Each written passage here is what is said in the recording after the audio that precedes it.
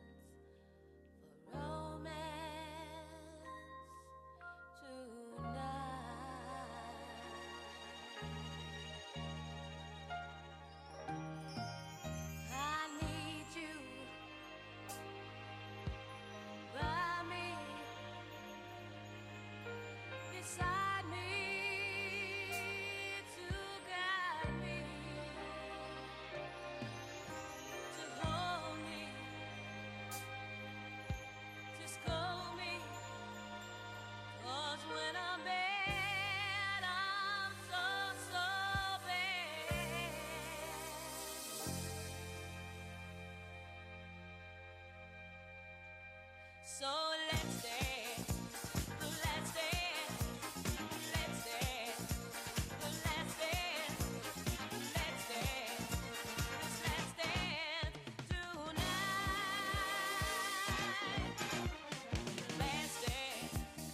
Let's dance for love. Yes, it's my last dance, romance tonight. Oh, I need you by me, beside me, to guide me, to hold me, to scold me, 'cause when I'm bad, I'm so bad. So let's dance, let's dance, let's dance, let's dance, let's dance, let's dance tonight.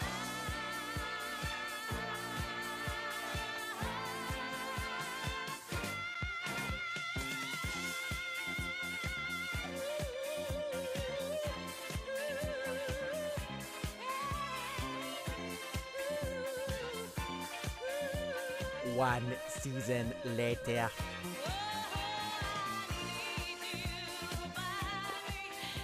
Oh, that's had us in absolute stitches. If you're wondering what is going on with Weigh In this morning, well, it is, of course, our last show of the season. That was a little recap of all the highlights that we've had throughout this season, and what a great year it has been. Michael, I don't really have any words to say. We're going to be reviewing more races this morning. I'm And not sure they were the highlights of the New Zealand racing season, to be honest, but it did. the ice cream, maybe, for you? I'm not going on any more field shoots. No one takes me seriously around here. Actually, on the subject of field shoots today, we have a very special one because it is our last show. And just on that note, to Paul and to Butch and to Luke, who have been co-hosts, thank you. We'll get to some more thank yous later on. We have not just the racing for this Saturday, as you know, Em, but we have a really in-depth update on Ellerslie, and we get right to the bottom of the new Strathia track. So it's incredible, the scale of it. That's in our second segment today. And you find out more about one of the stars of the season. Ryan Elliott has had a blinder of a year. We'll see him in a second on Denby Road. So yes, a couple of really cool pieces to add to our normal racing coverage. To everybody watching around New Zealand, thank you for joining us on a Monday morning. To those further afield, including Irish-born parents of one of our co-hosts in England. Thank you for watching, Mrs. Murphy. Mrs. Murphy. I was going to call her Mrs. Boston. She's going to be in an absolute coma after that, Mike. She just loved the shout out on the show. Let's get into our race reviews, though. And we start with the Travis Stakes, and this was taken out by Aromatic.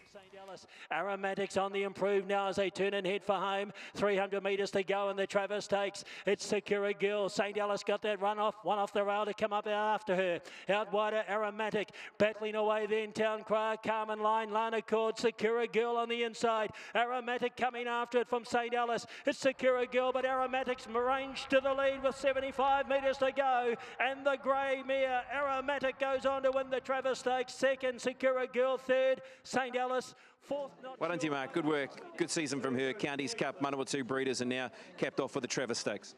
Yeah, I just had a bit of fun with Dennis Ryan because she was on the front cover of Race Form, and we tease him a bit if the cover gets beaten. But no, she's in great form. A lovely ride of Opie's, and great for the mare. She's just gone to another level the second part of the season. So yeah, she'll probably have to stay and work to next season. What do you put the finger on in terms of what she's done at this back half of the season? I just think she's more mature, just overall her niggles that she had throughout her career. So, yeah, Mother Nature's probably cured most of that. Opie gave her that right opportunity to win the race. He was one off midfield. There seemed to be the right speed in the race. So things panned out for you in the run. Yeah, I saw her come up underneath Opie probably at about the 600, and I thought, you know, it was going to take something pretty good to beat her from there, I thought, yeah. Nicely done. Congratulations. Well done to the team. Thanks. Nicely done, Ope. It was a horse who gave you a sweet run in trans. You must have been giggling at around about the 600. Yeah, she got into a good spot and the speed was on and she relaxed beautifully, and Kels had a lap full of horse turning in, and once she balanced up, she was impressive. Can't take it back now. Yeah, just the way that she's come on this season. Manawatu breeders, she was strong. She really, you know, put them away nicely on that occasion. She's put it all together at the back end. Yeah, she's just full of confidence, and when mares hit form, they usually hold it for a while, and she's a mare in form. Nicely done. Thanks. So that was Opie Bosson's thoughts on Aromatic, and it was well deserved, wasn't it? Because she's been around the mark a number of times this campaign. Of course, she got that victory at Manawatu Breeders' Stakes, and to back that up with a win in the Travers Stakes, and it was pretty clinical. You knew she was sort of the winner a long way from home. Well, when she was in good form as far back as November, of course, she won the Counties Cup. And after she won the Counties Cup, Mark was of the opinion she was a wet track horse. She actually won her maiden by 6 on a dry track, but she seemed to have lost interest in those for a while. Now she's back to racing well on dry tracks. It gives them so many more targets. I mean, she's a horse we know can win on a heavy 10 and win a Group 2 race on a good 4. Not many horses do that. So they have a lot of options with her next year. I think they'll probably need to go to weight for age at some stage, not the proper weight for age races. But now she can race at 2,000 metres a mile. She can probably even race up to 2 miles because her dam Vicky Chardonnay raced in all 3 cups in the same season. Actually ran 4th in this race. So I thought she was really good. On the numbers, Mark walking out 34 black tights for the season, but more than likely he's going to lose them with Tokyo Tycoon, as is Opie. So that would put Mark on 33, and the record's 36 for Jamie, which was set 2 years ago. So Mark's sort of got a chance to get there, although I don't imagine he's going to have huge numbers over the next 3 months. And Opie will be 17 all if Tokyo Tycoon loses the Sistema with Nabba. And last year that was 15-14, black type to Nabba. Opie Aussie has one in Australia with Imperatrice too. So neck and neck for the 2 premier riders in the country, and Mark about 175 for the season. So the numbers there are just astronomical. Of the beaten horses, what did you think there in the Travers Stakes? I thought Sakura Girl really good when you consider she was quite close in the weights to Aromatic. Like, she's 53.5. It's only 3.5 kilos off an established open class Counties Cup winning type horse. So she'll go to Queensland and she can run on the speed, which is such an advantage in Queensland. So look, I think she deserves to be heading there. And I spoke to Tony Pike yesterday. Cheval Dior is also going to the Queensland Oaks. So we can have a nice bunch of horses in Queensland for the Oaks, albeit a little bit light for most of the other feature races there. Yeah, we've been doing so well in Australia. Long may that continue, hopefully, into that Queensland Winter Carnival. The next race that we look at is the Inglis Sales Cambridge Breeders' Stakes, and this one was won by Denby Road. Now 3:50 to go, and it's Bolshoi Star, the pacemaker, coming after it on the outside, Flame Bird. And the right there also Beep Beep, Denby Road looking for a way through. Closer in there, we've got Miss Rocket at the 200 metres across the track. It's going to be Denby Road over on the inside, grabs the lead now, short of the line. Out wide here, Petrucci's running on. The big fella wins, Denby Road. Denby Road has beaten Petrucci. Third at the line photos, Bourbon Road. Oh, really big congratulations goes to George and Marianne Simon. Obviously, such a familiar face within the racing industry, and must have been pretty hard to call the race, knowing your horse is going to win a stakes race, and something so close to their heart, a horse they've bred, and a family they know so much about. And that's Marianne's late father, Jim Mead's colours on the horse, which means so much to people. I think so many people are thrilled because George put so much into the industry. And yes, he's a professional, he gets paid to do so, but we're so blessed to have people like him and Tony Lee and these established, knowledgeable guys who do what they do. So I think a lot of people around the country would have enjoyed that far more for George and Marianne than the actual horse winning. They'll be like, oh, that's cool, the horse won. Extends Ryan Elliott's magical season with the 3-year-olds. As mentioned, Em will profile Ryan later on. But for me personally, like, commentating such a hard skill, and George and Tony, our 2 senior Gallops commentators, do such a wonderful job. I just felt that was like almost a payback, almost a level of justice. I absolutely loved it, and I think most people around the country will too. What does a Denby Road do? Well, Shelley Hale, who produced a great training performance to get him up there because he was 2,000 back to 1,200, will have the option to maybe think about Queensland. I'm not quite sure. You know, he gets back in his races. It's a long way to take a horse who might get back a couple of times. But gee, there'd be some offers on for him. Big horse, you know, the Hong Kong market loves those big horses who can run from 1,200 to 2,000 M. Yeah, I've got a funny feeling he won't be getting sold anywhere, but it'd be really, there will be offers for him, and George said yesterday there's a few. George had a soiree at his house afterwards. Yeah, Iggy's bar would have been... When I was talking to him, he said, I have to go back to the bottle store because there's more of the buggers coming than I thought. So apparently there were a lot of them at the Simon residence, so well done to Marianne, and of course to Shelley as well. Yeah, great stuff, and deserve that most definitely. Next race that we look at is Puntura. That was in the open 1,400 metres. Maharajan, and back last of all as they swing for home now was Just Ask Me at the 250. Across the track, the pacemaker, Miss Cartier. Puntura got through on the inside to lead though. Warming up now out wide as the Fearless One is starting to run home. It's Puntura battling on Ayatir Lad, and out still there also was Monza, but Puntura and Lemmy Douglas will win it. Ayatir Lad will be second. Photos for third between the Fearless One and Monza. And behind those... Well, resumed with the 5th behind Ayatir Lad, and was able to turn the tables on Ayatir Lad and get a well-deserved win second up. Nice ride by Lemmy. Of course, Lemmy was a jumps jockey who's now doing his thing on the flat. Robbie Patterson, 1st and 3rd. Remarkable season. Robbie's previous best season was last year when he trained 20 winners. He's up to 41 in New Zealand. Now, he's taking both the winner and the 3rd horse here to Queensland, and 2 others. So 4 for Robbie heading to Queensland. This horse won 3 races there last year, Puntura, and he can run, winning here on a good, but has one on heavy. So that's important, I think, when you're heading to the Queensland Carnival. So, yep, Robbie's pretty excited to be heading back over there. Well, next up, we have a little look at a horse called Solidify. And if you think that lightning can't strike twice, well, perhaps it can for Team Rogerson. Full tilt. Toshu Ford came out after them now, and out wider. Egyptian Queen looks to lodge her claim. Wider still to Solidify. Then further back in the field is Faravello. Good battle at the 200 metres. Solidify out wide. Egyptian Queen battling away. So too is Full Tilt. In behind them, Lord Wayburn. It's Solidify on the outside. Full Tilt's coming back at it from Egyptian Queen. Late run overdrawn, but Solidify and Ryan Elliott scamper away for the win. Solidify won it second over was Full Tilt. Third overdrawn. Then I think Egyptian Queen with Faravello. Oh, great stuff, wasn't it, by Solidify. And Michael, obviously we've seen Sharp and Smart, the progeny of Redwood, do such amazing things. And he sort of started this time of year on the, coming into the winter before heading over to Queensland. Solidify looks very, very similar, a similar profile, and Graham Rogerson speaking equally as highly of this guy. Yeah, poor Solidify. He's got a lot to live up to, hasn't he? Because he's in the same colours and by the same stallion, and people are going to say, oh, could it be the same thing? But he's obviously a pretty good horse. He's very strong through the line. I think often this time of the year, the juvenile races feel like they drop away, but I think that'll be a good one. Second horse is well bred. I think the 4th horse is a pretty decent type of a horse. I wouldn't be surprised if that's a race where, if you look back on it in 6 months, the first 6 home there have all won other races. So, yeah, pretty good form line. And we know Roger's not scared to travel.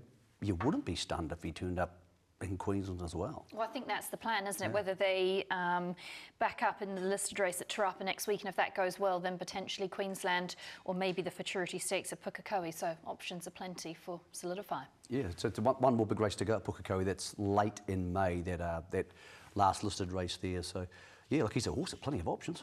Yeah, he most definitely is. A $140,000 purchase from Westbury Stud. We had Hawke's Bay or Hastings on the undercard on Saturday, and El Vencedor took out the open race in decisive fashion. Come after these further away then is Kick On El Vencedor going up to Tight Line, who's got a little bit to offer here. 2 lengths away, Merton starting to close off well, but it is now the favourite El Vencedor getting to the top. Tight Line, Merton's running on nicely the outside. outside, as to his kick on. First favourite home for the day, though, and El Vencedor to the line gets it pretty easily. Very close. Merton's tight line kick on made good ground the last little bit. Well summarised by Tony Lee, gets to the line pretty comfortably as the favourite, and well-deserved win because was listed place, what was it, 2 starts ago. So nice to see this horse salute. He's raced really well over the summer in proper races like you know, Boxing Day at Pukekohe type open sprints. Without a lot of luck, he's had a lot of wide draws. This time Tegan just summed it up beautifully. She knows tight line, she knew it'd be in front, she knew it would also maybe struggle the last 200, just got outside it and sat there. I think Tegan's riding really well, and I think once some of the more senior jockeys, she's still quite senior in her own way, start taking some time off over the winter, I think she'll be a really valuable asset. I had a good talk to her at Pukekohe, and I think she's mature enough now to ride like a senior jockey without maybe getting some of the chances they do. So yeah, I wouldn't be surprised if she has a really good next couple of months. Well, talking about female jockeys, and we had a good mention about Queensland at the start of the show. One of our favourite jockeys, Sam Collett, she's now based herself in Queensland. She rode her 1,000th winner. Massive achievement by her, Michael, to do that, and just comes from such a wonderful racing legacy, doesn't she? And she's most definitely carrying that on. Quite hard to believe that her father, Jim Collett, and mother, Trudy Thornton, have both ridden 1,000 winners. Now, I'm not saying it's the only time it's ever happened in the world, because I have no idea whether that's true, but it can't have happened that often. I mean, it's a remarkable statistic, and they're just wonderful people. Like, you know, all 3 of them are people I enjoy seeing. Yeah, Sammy, I miss her smile at the races in New Zealand, but Robbie Patterson's heading to Queensland. I'm picking she'll be jumping on a few of those New Zealand type horses because a lot of our trainers like to use jockeys they know, and they also like to use jockeys they can regularly get, because they might get J-Mac for 1 race but they can't get him for 4. Yeah. So I think Sam could be a really valuable asset for those New Zealand trainers heading to Queensland. Yeah.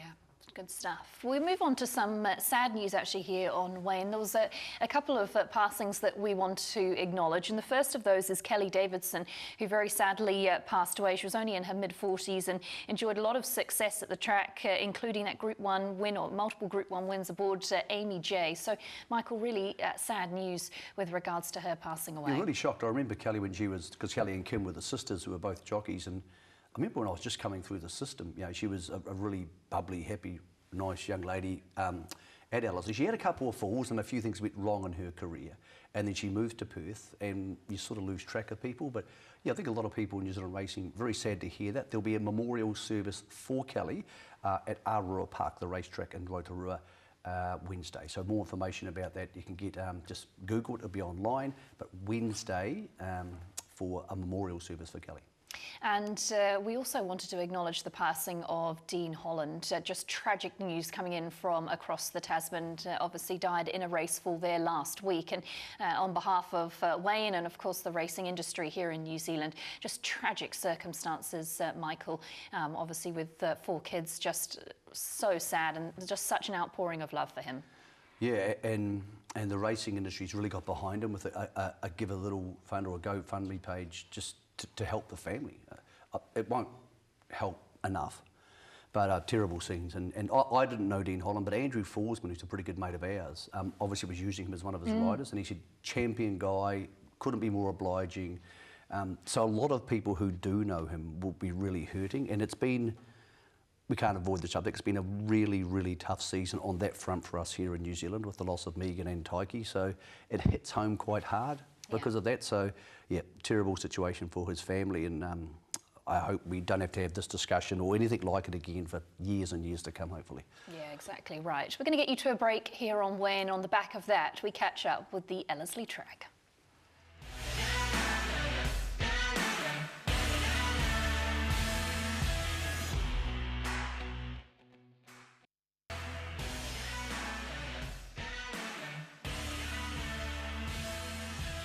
Today's weigh-in is brought to you by our stable of sponsors.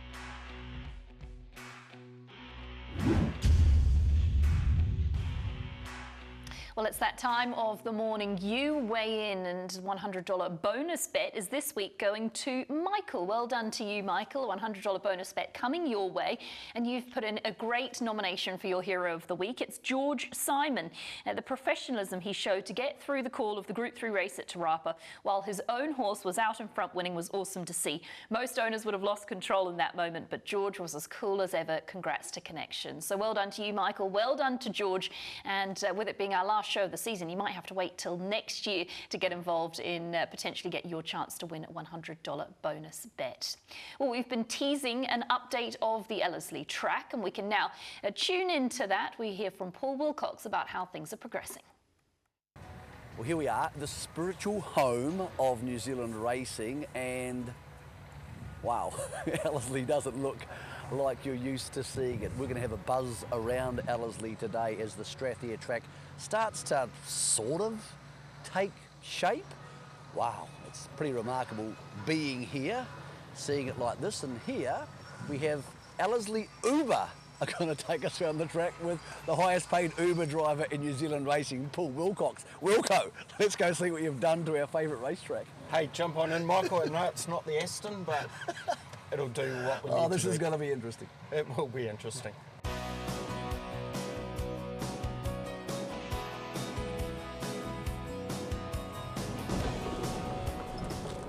Peat moss. So that's only organic material that'll be going into the sand to grow our grass. Where do you get all this stuff from? That's come from the South Island. Yeah. All our sand's coming from Whangarei, and all the plastic, which is the mesh, that's all the stuff that binds the roots to the system. And there's the little machine that mixes it all up, the little green thing. So he's putting obviously the peat moss and the sand in there, and then the mesh goes in there, and happy days. This is a lot of our rock that you saw at the start that's coming back as aggregate. So again, it's cheaper to get it crushed, bring it back than buy it. So this is for all our internal roads, our ambulance tracks and what have you. We're looking from the 1200 chute down toward the hill, yes, which is an emotional subject for some people. Obviously, we're never going to race there again. What's that going to look like when people are at Ellerslie over the next 5 years during the development period? What's going to be on the hill? Is it going to be just a whole lot of houses? And what's going to happen to that space?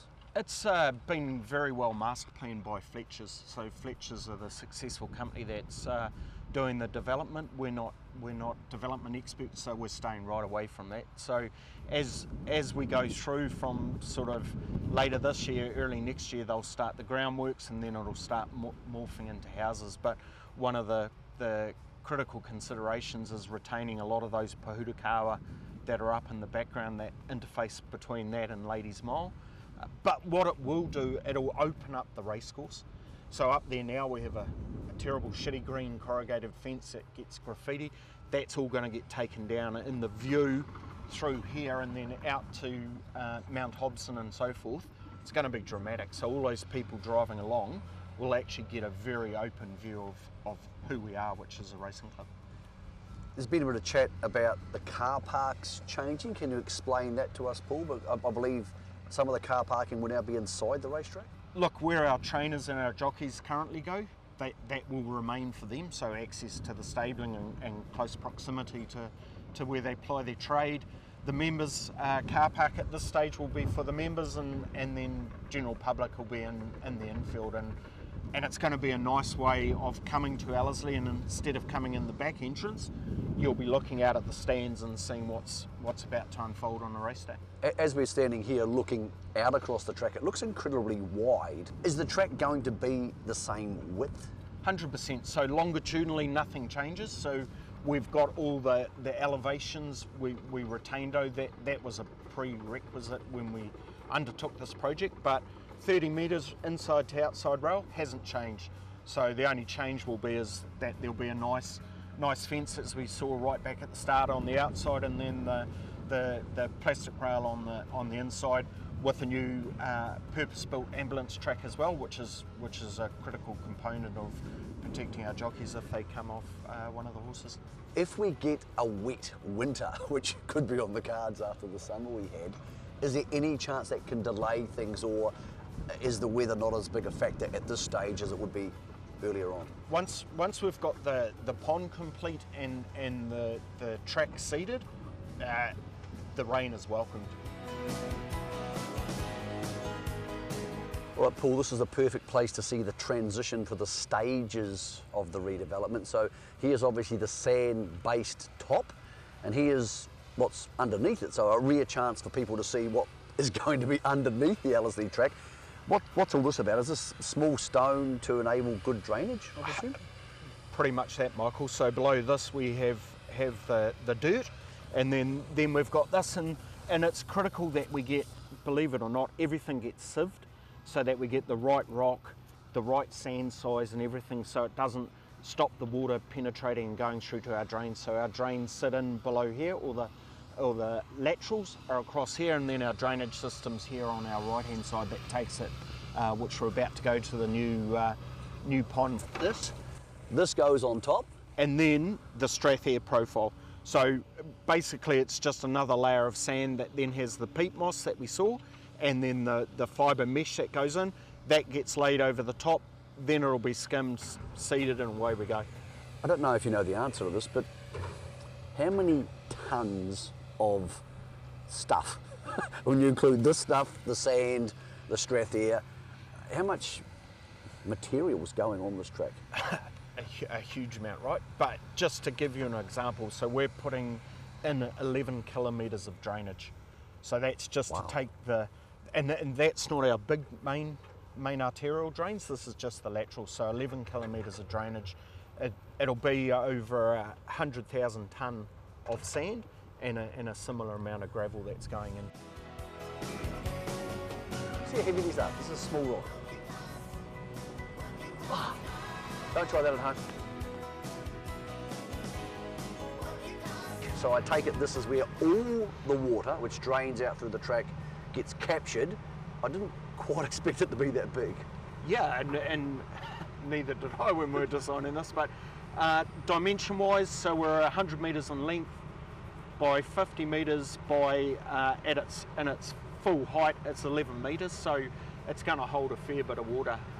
We've been smart, so a lot of the stormwater goes through rain gardens and so forth. That will come in that area down there from the new development. You can see the concrete batter where that will bring the water in, and then down the far end is the inlet valve, and just down here is where it all goes into Jason's shed to be able to be put back on the track. Okay, so that water is basically stored and used when needed to be used later on. 100%, and also people far smarter than I, we can actually store about 1 million litres of water underneath, or not under the track, but in the drains that we've seen. So they're large, half-metre diameter drains, and we can store that water, in particular in summertime when this pond's full, we can store it inside the drain, so that gives us more water to use at a later date as well. Just a couple of things that people at home will be wondering. First of all, how realistic is Karaka Million? Are we likely to be here for the Karaka Million, or even before that? No reason to see why we won't be. We've obviously got a process that we'll go through, jump outs, trials, etc. We'll hold that small meeting in early January just to get that race day out of the way, and then Karaka Million. And the great thing about a Karaka Million, hey, it's exciting, it's a great opportunity to showcase a new track to the world, but it's only 6 races as well. We're in the front parade ring here, Cuvée, obviously public stand there. For the people coming to the races, is the experience going to change in any way? Is any of this side of the racetrack changing? 100%. So Ascot stands in the process of getting a new paint job. We've got our new brand. Obviously we merged with Pukekohe, so there's a new brand about to be released. The dice has been changed in position, which gives the horses coming back from a race more room protecting our people better. So there will be a lot of changes physically. To the eye, you can see the new outside rail that'll be going in. So yeah, when people turn up, they'll notice a difference and it won't just be the grass. Early meeting in January, then we'll do Karaka Million and likely then to go for Derby Day and Auckland Cup. Then we'll put her to bed and make sure she's really ready for that 24-25 season. So like a summer relaunch for 2024, but then we start racing at Ellerslie more regularly. 24-25. 24. Okay, so back to stakes. What can we expect? Best case scenario, in 18 months, if your investments are going the way you want them to go and your income is coming in how you would like it to come in, a Saturday rating 65, a Saturday rating 75 here at Ellerslie, what's the target to get those stakes to? Look, our goal is, and we've communicated that goal, is to have an average of 100,000 per race when we've got a full racing season here and obviously at Pukekohe, our sister course that we've merged with. So we've got stage payments coming through from the land that we've sold. Our goal is in that 25-26 season to have hopefully the ability to fund our races to where we add another 13 million on top of what we get from New Zealand Thoroughbred Racing. That's a big number, but what does it mean per meeting? So is that an extra 500,000 a meeting type thing? Look, give or take, it'll be around circa that $1 million per meeting. Okay, so, and I don't want to harp on about it, but it means so much to people having this light at the end of the tunnel.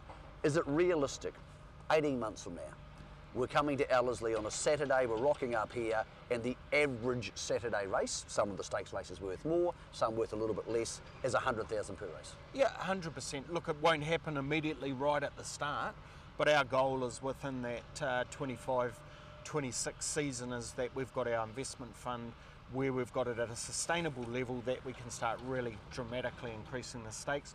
You'll see prior to that, this year we've committed to having $2 million. So that will start growing, and as that grows, all those races will move in size. What about the big bang races? Obviously Karaka Millions, awesome. Derby's awesome, $1 million races. Do we have anything else in the pipe? Are we going to see an Auckland Cup go back up? Or are we going to put more money into Weight for Age? Is there any interest in a slot race? We're doing a lot of work at the minute as to what that specifically means on a race-by-race basis, but you can be assured that our Group 1s will move up dramatically, Group 2s. To give an understanding, our Group 2s are going to be raced what currently Group 1s are raced for in New Zealand at present, and then all the other ones flow up. So the listeds will move up, the Group 3s will move up to what the old Group 2s are currently funded, and then our Group 1s will get up around that $500,000 to $600,000. Are you excited by this? I mean, you're at the head of the biggest racing club in the country, and obviously it's now got a whole different base in Pukekohe as well. But are you excited to be back here at the home of New Zealand racing for a Karaka Million, which is going to come around pretty quickly? Yeah, it's going to be a pretty cool experience when we first get horses around. Look, it's a big undertaking, and the project is large in size. So once we get the horses back, it's signed off and we can race on the surface. And it's not about us here at the club, it's about giving our stakeholders what's going to be a great surface in Australasia, and a pretty top one at that. On the money front, is it sustainable? Often we've seen money boosts in New Zealand racing, like the Winston Peters money of 15 years ago, then it goes away. But I take it what you and Doug and the team here and at Pukekohe are putting together is sustainable. So once we get to these new stakes levels, whether that's in 2 or 3 seasons, they are going to stay around? Absolutely, and back to my comments before, we're not going to make a dramatic increase, bang, and then have an issue of, oh, we've got to drop back. So it'll be a gradual growth. Whilst we're doing that, we'll also have the ability to make sure we're protecting those investments, but having that funding. So if the markets, like they have over the last couple of years, do take a dip, we've got that funding to allow us to continue at the sustained level that we set out to achieve.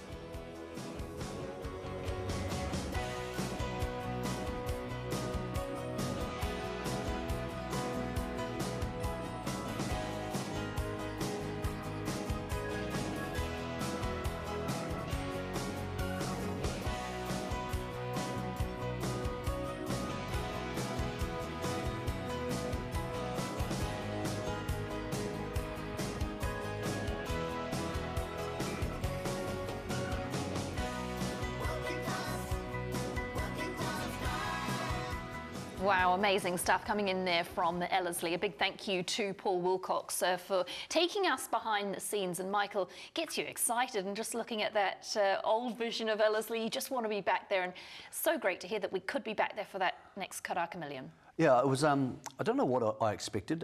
Ben, our cameraman, came out and he edited that, so thank you, Ben. But I thought it would be like, I don't know, 10 guys and 3 trucks and a digger. I'm not sure what I thought it would be, but when you get there, the scale of it is enormous. 11 kilometres of drains going in. You know, the size of that catchment pool for the water is incredible. So Paul and Doug, the chairman at Ellerslie, and everybody has been so good about keeping people updated. We wanted to show people not only that this is happening and the profile of the track and how it's all happening, how much work's going into it, but the key word for the whole thing, Emily, is sustainable. Once we get to stakes for us and for people like you who are racing fellows, and most of the people watching this show, if we get to 100,000 average at Ellerslie and it stays forever. Incredible. It is. It's incredible for an industry our size, but also it will create an upper echelon type racing. So people might say, okay, this horse isn't going as good as it can go, so I might race somewhere else. But the goal, the aspirational goal, will be to go to Ellerslie. And that's really important. It's one of the most significant things that's happened in my time in New Zealand racing. That with the TAB Entain deal, which could well be signed in a couple of weeks. 2 huge lights at the end of 2 very big tunnels merging together. So thanks to Paul and the team for doing that. And yeah, it's pretty exciting. It's getting to winter now and you're like, oh, you know, what are we going to be, what's the highlights for racing? That's what we're looking forward to. I'm looking forward to, if we have a Karaka Million next January, the fireworks, people back after the soft launch 2 weeks earlier, it'll be proper fun. Yeah, exactly right. Well, now we get you off to a break with some of the New Zealand success across the Tasman. Most notably, Group 1 success in the Australasian Oaks. That was by Affair Assuivra, and that made it 18 Group 1 wins in Australia from the 63 Group 1s they have there. So New Zealand breds winning 28.5% of the Group 1 races in Aussie. Good, great stuff as always. It continues into the autumn and winter. Have a little look at the New Zealand bred success across the Tasman. Weaver, a half on Presenia March. Jenny Lala's digging in late. So too Starian, and she's fit. A Ferris Weaver in front. She's fit. Wider out driving. A Ferris Weaver wins the Australasian Oaks ahead.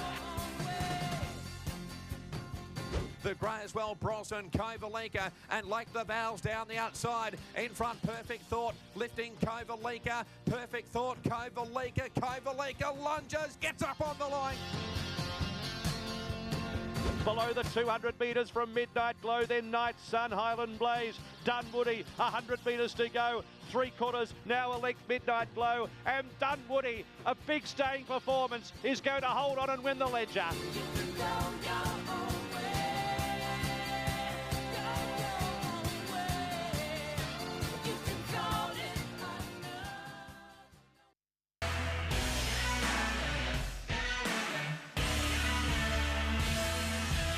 Today's weigh-in is brought to you by our stable of sponsors. Well, we kick off our final segment here on Weigh-In with a look at the races coming in from Hong Kong. There was top quality action over in Hong Kong, and we have all of the reviews to get through. Let's have a little look, first things first, of Lucky Sweynesse. Of course, Michael, we were out at Novara Park talking about Lucky Sweynesse, and he just added to his already unbelievable record with this win. Yeah, so good here the last 200, just smashed them. I'm not sure it was that deep a field for the for the stake. He was a bit unlucky. Wellington held him out, didn't he? So he did have to work quite hard. He would just smash them. And look, they have the option to go to Japan, but there's a lot of work behind the scenes with Zach Purton, who's obviously a very smart operator, to try and get this horse a slot on the Everest. And that'd be really fascinating to see, because the criticism of Hong Kong is often, if they don't travel, what does it all mean? But he's obviously a very good horse, and well done to Luigi, and obviously Novara Park, and it's a wonderful New Zealand story. All 3 major races last night had New Zealand strong elements to them. Yeah, exactly right. And how do you think how do you think he would go on at Everest? Oh God, very tricky. Not sure. We're just having a look at this replay here of Golden 60. We can come back to Lucky Sweynesse and the Everest. Golden 60 once again into the history books with what he was able to do. So dominant, isn't he? And Aegon, the horse, just almost at the back of the shot, but he keeps coming. Put himself in the shot. Fantastic. Let's get to Golden 61st, obviously, now the richest thoroughbred in history, has won more money than any other horse in the history of racing. Identified by Sam Beatson out of Riverslea Park and bought him for 120, so everybody gets a piece of the pie here. Magic Millions claim him because they sold him first. We claim him for the ready-to-runs. Sam's got a great eye for horses. I've spent a bit of time for him. He's just a fantastic judge of a horse. Remarkable to think the richest horse of all time is a ready-to-run horse from Karaka. Fascinating when you think how much money spent in the industry. Aegon, really good. So good, such a good run. His wheels just spun at the top of the straight. They sort of dropped him a bit, but he kept coming. He actually raced like a 2,000-metre horse. And I think next season, Andrew has options to go to 2,000 because so many weight for age races are 2,000. But I think Andrew has every reason to be really proud of that. It was a strong field. I said to him on Saturday morning, what would a pass mark be? He said, I'd be thrilled if we can finish top 5. But to finish a gallant top 5 like that was really cool. And finally, we have a look at Romantic Warrior, who was, of course, ridden by James McDonald, and that was another really decisive win and a great celebration over the line after this. He might be close to the best saluter in world racing. He looks back inside here at the television screen and then poses for it. It's just beautiful. I don't think he needed to be the best jockey in the world to get it home. It just smashed them. Actually, same race last year did the same thing. So great New Zealand elements. We've had 2 New Zealand sourced horses and James able to pull that off. And it's remarkable to think that was worth $5 million New Zealand dollars. James just pops over there for a couple of days, wins it, and he'll pop back and he's off to the Sunshine Coast next week to ride Zaki in the Hollandale Cup, the Hollandale Stakes. It's just a succession of massive moments back to back to back to back in James's life at the moment. And of course, he's heading to Ascot in 6 weeks. And it was a great meeting actually in Hong Kong, wasn't it? You spoke about the Everest, Lucky Sweynesse. We do have the Everest market for us to have a little look at. Lucky Sweynesse rated as an $8 chance. Understandably, Giga Kick and I Wish I Win favourites. I just think it's so hard to beat the Australians on their home soil in a game they are so good at. If Zach thinks he's worth taking, that's a very good point. Very good, because Zach is obviously one of the smartest jockeys in the world. Imperatrice in the market as equal 4th favourite's really interesting. I hope she gets a spot. We've never had a New Zealand trained horse in the Everest. We've had lots of other interests, but yeah, I hope she gets a spot. I would love to see us have one crack at it at least, but it's a pretty tasty Everest there. Look, a lot of people love Giga Kick, and they obviously I Wish I Win. There's so many different form lines through that. Yeah, again, things to look forward to over the winter. Yeah, mouth-watering stuff, isn't it, when it comes to spring racing? They'll come around quicker than we think. We mentioned at the start of the show a jockey who's been in fine form this season, and that's, of course, Ryan Elliott. I spent a bit of time with him to find out more about his background and what this season has meant to him. Legato as easy as you like, won it by nearly 6. Head down, she wanted it. She's a great mare, Lavonde, back to back. Sharp and Smart, the 3-year-old. Well, we've seen another beauty today, Sharp and Smart. But Lavonde to the line. Lavonde soft in the finish. Sharp and Smart in front, and a loose. Sharp and Smart wins the derby. Benny Wecker, the dream's coming through here and down to the line. Fabulous stuff, Benny Wecker. Ryan, what an unbelievable season you've had. You must be pretty chuffed with how things have ended up. Yeah, everything's gone well this season, and just being able to get my weight down and keep it under control was the biggest thing for me. What was the plan of attack? Did you sort of come into the season with feeling like this is the one, this is where I'm going to nail it and get all these big Group 1s? Oh, just to be happy to get one, and just the support of all those owners and trainers that give me those opportunities, and just can't thank them enough. You spoke about getting your weight down and managing your weight. That's something that you constantly have to work on, isn't it? Oh, it's just a constant battle. Just every race day I'm always having to lose so many kilos, especially for those better horses coming through is more of an encouragement for me. Have you done anything different to do that? Coming to the Spring Carnival, I was doing a lot of running, just getting it down and just having to eat properly and probably stay off the beers for probably a good 3 months really helped. What's that like mentally? Because that's a lot of stress, isn't it? Constantly worrying about what you're eating? After race day, you can have a nice tidy meal with a few drinks, but I've probably never eaten a dinner night before races since I was probably 20 at least. It's a constant struggle, but this year it's just been a big eye-opener for me to keep it down. And I guess when you're getting the rewards, when you're riding New Zealand Derby winners, it helps you keep motivated to stay slim? Oh, definitely. Like, I've had that great connection from Roger all the way through my apprenticeship, and Graham's always got a good horse in his stable, and for him just to bring him back and give me the opportunity to stick with him was just a big thrill. What about your background? You talk about not being able to eat a full meal before the races since you were 20. Was it always the dream to be a jockey? Oh, it definitely was. Like, Mum was a good jumps jockey back in her day, and Dad was a good flat jockey and then turned jumps jockey, and Uncle Ross, Dad's brother, he was a really good flat rider. He used to ride Rough Habit, and just those stories just give you that dream to be a jockey at that age. Did you ride as a young fella? Were you at pony club and things like that? Oh, I did all the way through, forced to get on a pony, and it was probably just the making of me just to ride anything and just have no fear to just get out there and do it.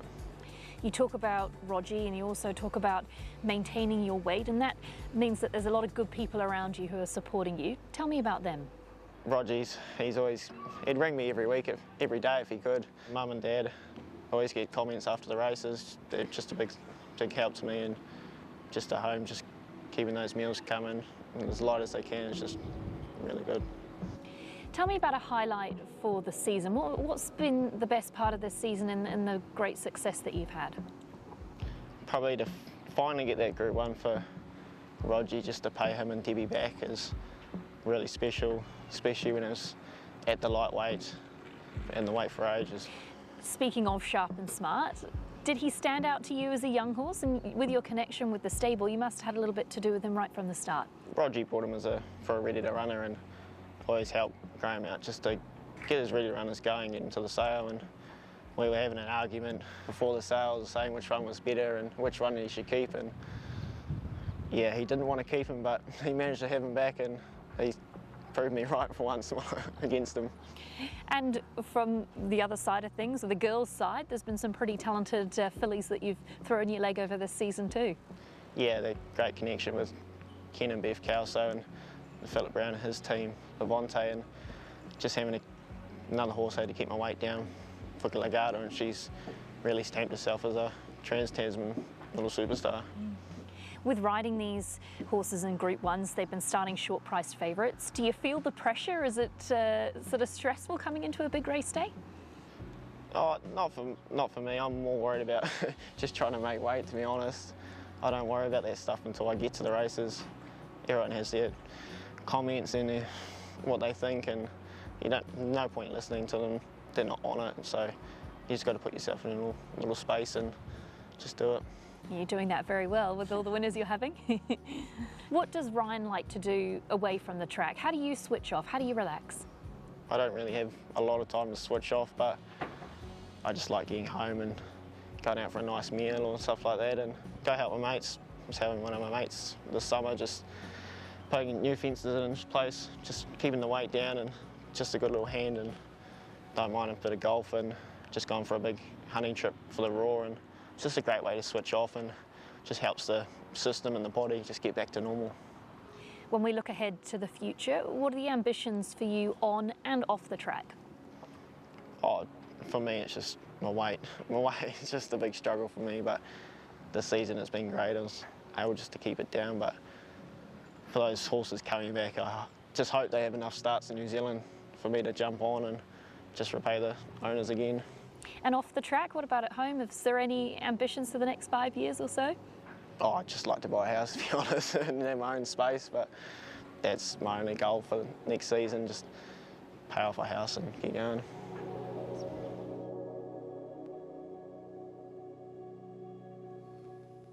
Oh, a big thank you to Ryan Elliott for his time, and what a remarkable season that he's had, and great to find out more about him, both professionally and personally. Michael, that just about brings us to the end of the show. So many people to thank. Love Racing, of course, for their contribution to the show for this season. It's been really enjoyable, hasn't it? And Andre Neil, who's been on the grounds for us, courtesy of Love Racing, also helping us out. But we've been really lucky. So many race days are so stressful for people, and you would know through Opie, often the jockeys are really dehydrated and it's really hard to talk.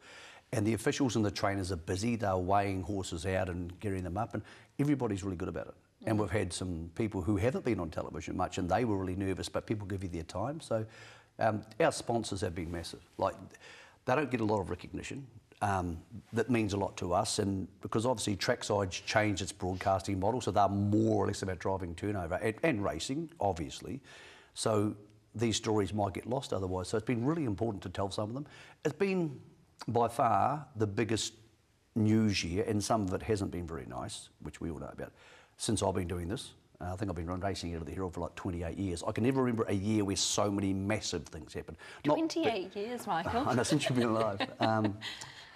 But the Entain deal, which I'm pretty sure will go through, there's a few little details there to work out, will be massive.